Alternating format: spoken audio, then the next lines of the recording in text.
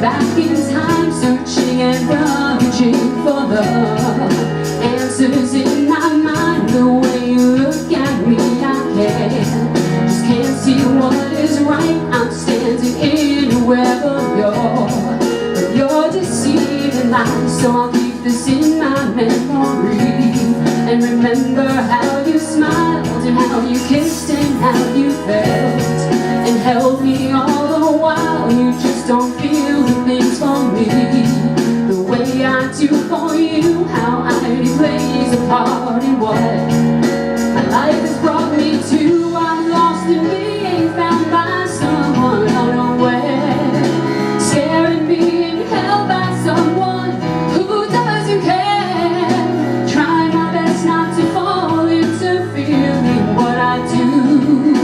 Everything my heart can handle keeps leading me to you. I know a new day is waiting for me to show me a new way of breathing, of seeing, of living a whole new life again. Then why do I keep on thinking of a place that shouldn't be? Why do I keep envisioning his face in front of me?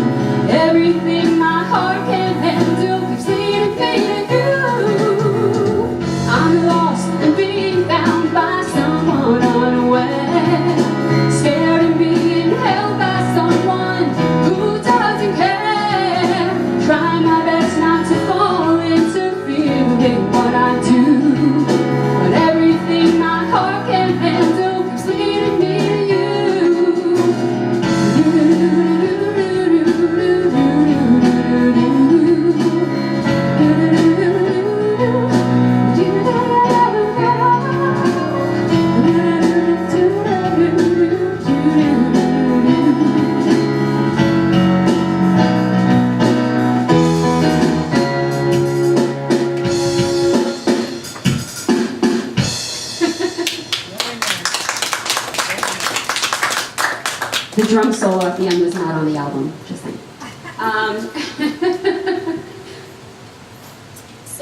Okay, this next song I actually do want to speak about. It does tie into everything that Tina was saying, although it doesn't seem so at first. It's called Outcast, and I wrote this song, I think I was 18 or 19 years old, and it primarily spoke about how I felt like I was an extreme outcast in my youth up until that age. Obviously, I hadn't lived past that age, so I wouldn't know just how much it actually would continue to affect me throughout my life. I chose roads that were not usual for most people. You would think being a singer, not wanting children, things of that nature would not really be looked at in any strange way, but they were. And there were just other things throughout life that would pop up and make me see how much my mind worked differently than everybody else's in certain respects. Anyway, the message, the life lesson in this song, which really impacted me more today than I thought it would, based on events that have been happening in my life recently, is just there is only one you. Even identical twins are not exactly the same. And you need to embrace every single thing about yourself, because no matter what, there will never be anyone else but you as you. So for all the times that I was made to feel a little too this or that, one way or the other, you have the power within yourself to manifest exactly what you need to cultivate in your life, and don't give people that power. I needed to be reminded of that recently, and it is just so interesting that we're doing this gig right now, because I'm sure as well as you, we got caught up in the music scene doing other projects throughout the years, and we fell away from our originals for a chunk of time, at least a decade or more. And this gig, thank you Tina, it afforded us the ability to re-listen and relearn our own material which we hadn't done in a very long time. And it's just so interesting to me to see what I wrote when I was 19 years old and how it's still applicable today and how it will be forever, and it really does reach people. So just that is the life lesson in this song, is just stay true to yourself and create the power and the passion that you want in your life.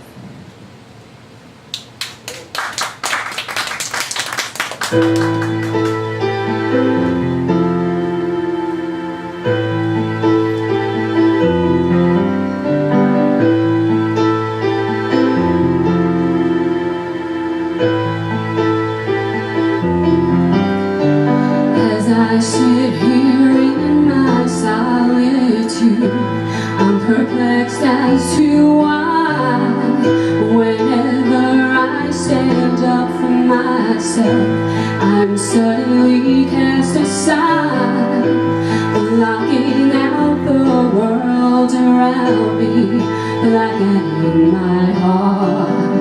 I have to close these walls around me before making a new start.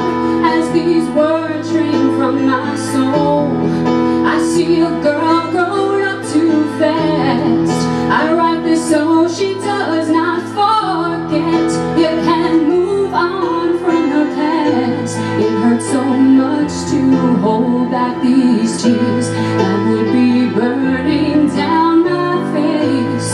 Things would be far more simpler for me if those years could be erased. Growing up in other shadows, there were those who had the power. She always tried to be the shining light, ignited by her fire. She passed by a cascading stream, wondering why her life could not be just like that stream, flowing freely before her with nothing to fear, but no one would see. She would always be the outcast. It will come one day, she'll see.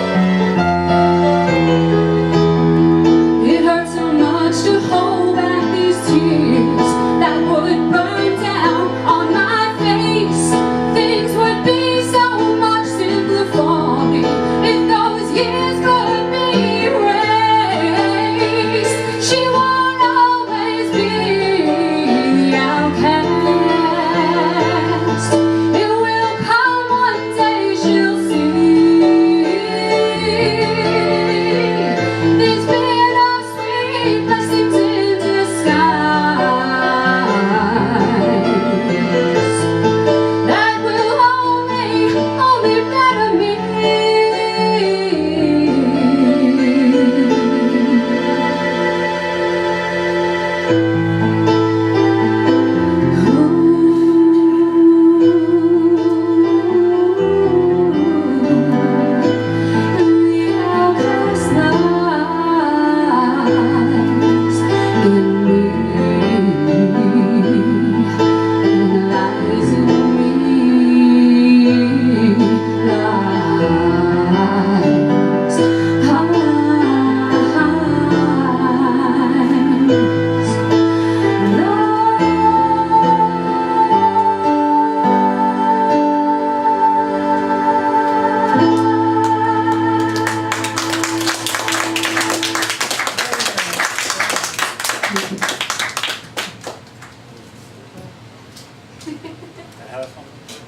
So this is the last song of this set, and then Tina is going to take over again with her grace and elegance and quick wit and humor and beauty.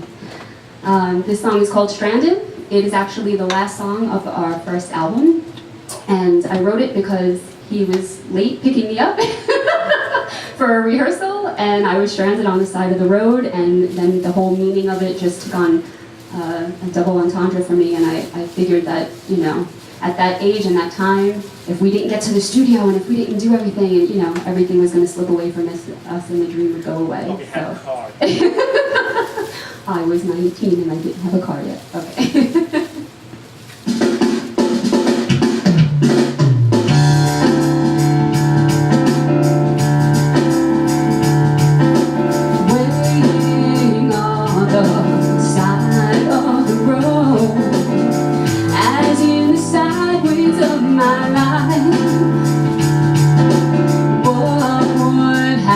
If I ran away, screaming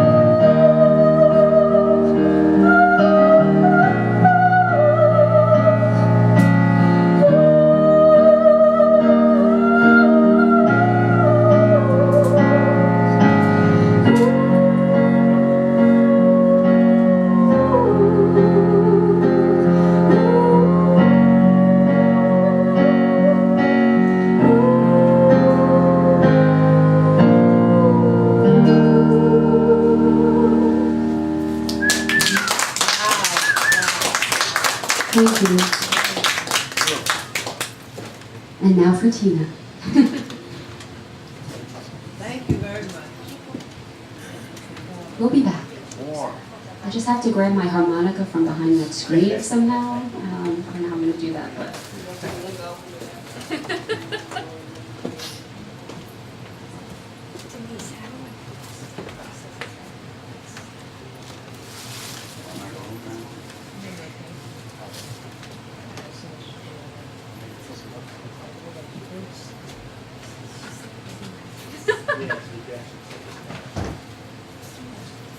Okay. Get it?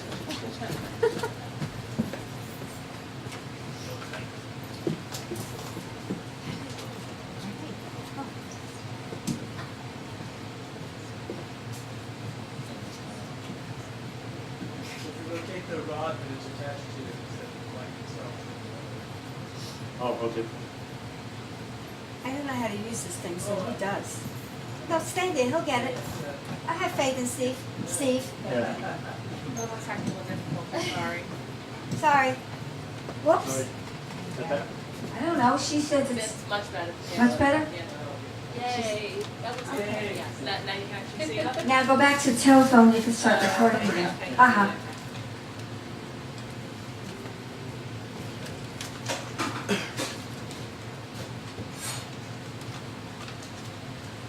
Hello again. It's me, the crazy lady. Okay? How can I follow her? Let's hear it for Denise and Steve again. Come on.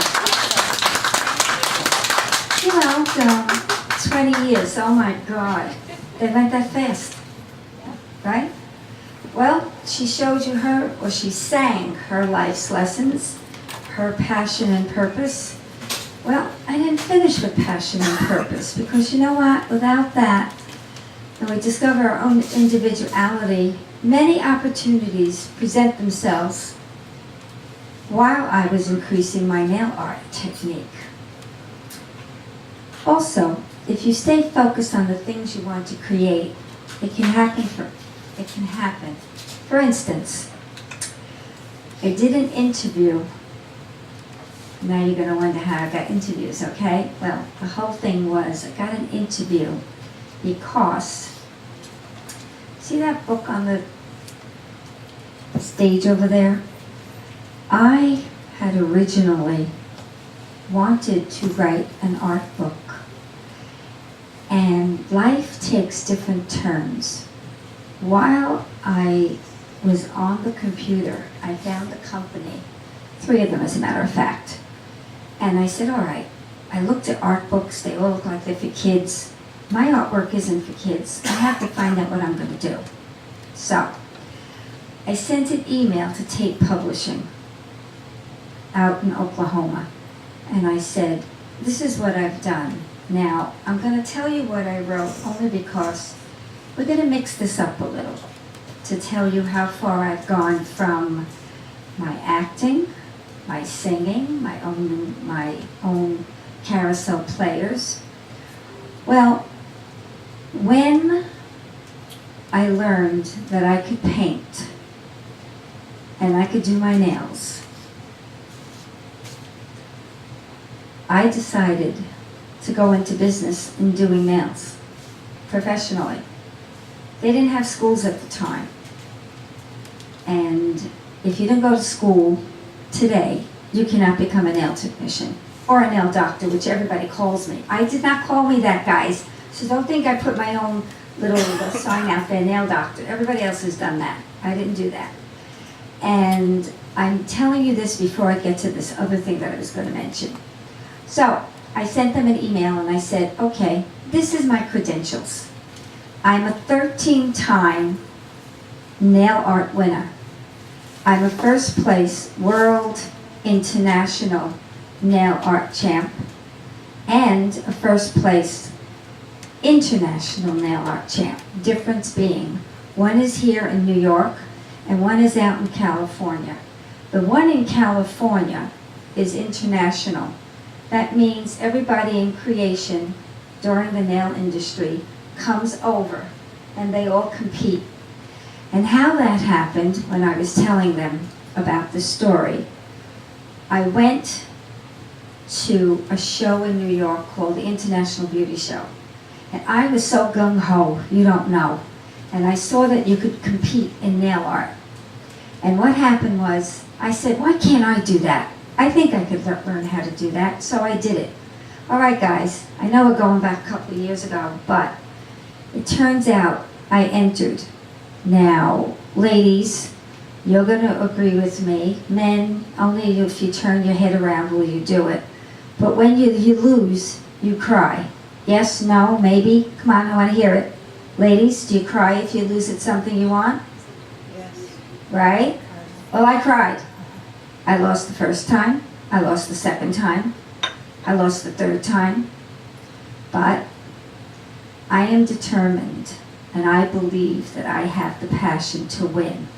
So the third time that I lost, I walked over to a judge, and I said to her, what do I do to win? And she said to me, keep doing what you're doing. Right, Denise? Just keep doing it. And eventually, you will find judges that like flowers. Because that's what I paint. I could paint anything on a small nail. And mine are large, but I could paint on nails as small as Denise's, as small as you guys have if you have short nails. I could paint anything you want on it. And I said, well, if that's what I have to do, I'll go do it. So I went back to work, and I painted on everybody's nails that you can think of. So just because you lose doesn't mean you can't win. So I entered every competition every year until I finally won. I competed for 4 years straight. I competed in New York. I traveled to California twice a year. And then I was winning every year thereafter that. And when I got back to New York, I took second place, and then I knew the people I was competing against, and I saw the winner. And I looked at her straight in the face and I said, I'm taking your trophy this year. And she just looked at me. And I said, it's mine. I'm walking away at first place. Well, I walked away at first place here in New York. So I was first place in the world at the IBS show. So now I said, okay, now we have to go to California. And no matter what, if you want something, you have to feel it, taste it, believe it, see it, envision it. And I had to learn how to do that. And I wasn't trained how to do it. There were no books out there on how to do it.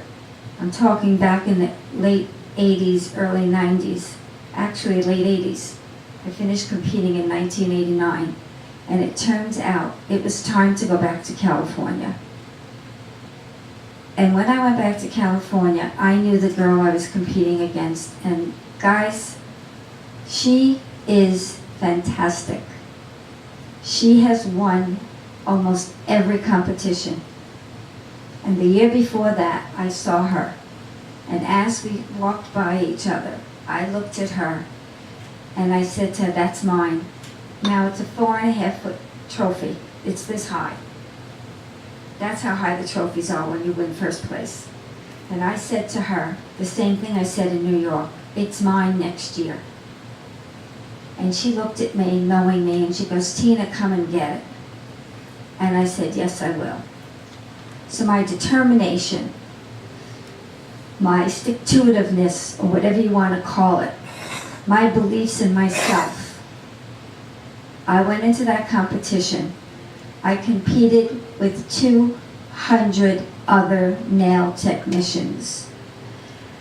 The judges were from England, Japan, the United States, and I can't remember the other country the other judge was. You're judged by 4.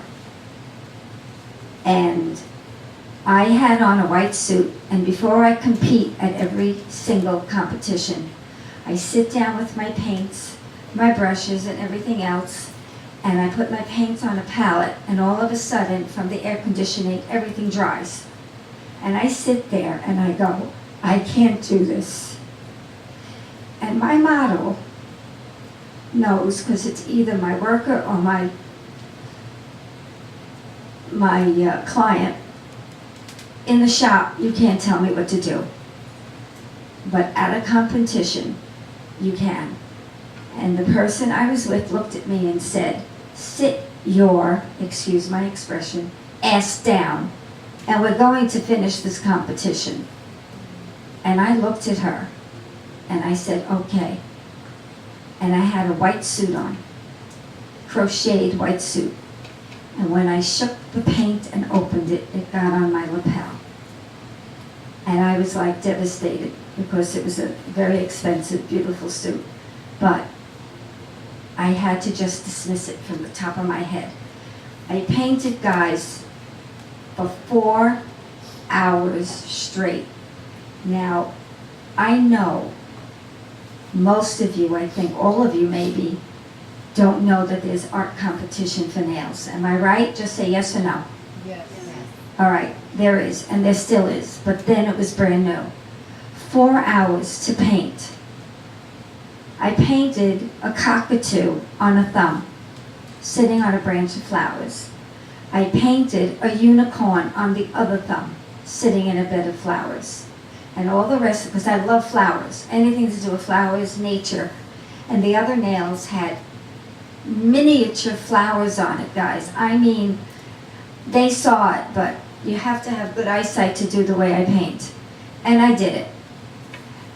And when I finished, I used every second of the 4 hours that was given me. And I sat there, and everybody went up, and then finally my model went up. And as I'm feeling right now, because I'm reliving the whole thing, you have to wait to be judged through this. And I was a wreck. I went to my room, I washed my jacket off and everything. And when they came time to announce it, now here's the kicker, guys. On my arm, you wear on your hand the number that you are. Okay? My number was 1. So now, I was the first one to sign up, so I got number 1. Now it comes time for everything to go down, and they start calling the numbers. And I'm waiting on the side, and they keep calling the numbers. And then all of a sudden, they call one, and my name. And I'm like hysterical. And I go on stage, and you're given a crown with your trophy. And my model came up with me, and I was like in heaven. I finally reached my goal. I finally did what it was I was supposed to do. I finally walked away with the prize. I had 12 more before it, but this one was the most important. World International. My God, do you know what that's like? To say that in my industry, having in every single magazine. They didn't have internet then. They didn't have, you weren't in a newspaper. Yes, I was in the Wall Street Journal when I won in Manhattan, but it wasn't the same. This was one of the biggest competitions going. Afterwards, I met with the judges. They came to see me. And the Japanese judge, now, I don't know if you know this, the Japanese paint very, very small and very intricate. He walked over to me and said, I have to tell you, I have never experienced or seen what I just saw. I wanted that bird to fly off that nail. He was gonna fly. And I just looked at him, I said, really? He goes, my God, I've never seen anything that beautiful. Another judge who was from England came over, and in one of the fingers I had a flower which had, if you know flowers, they come in layers. So this flower was in layers, and she said to me, you know how you say, he loves me not, he loves me not? She said we could pick. I wanted to pick the petals off the nail and say that. She said, "You have such talent. Don't ever let yourself lose it." And I looked at her and I said, "Thank you."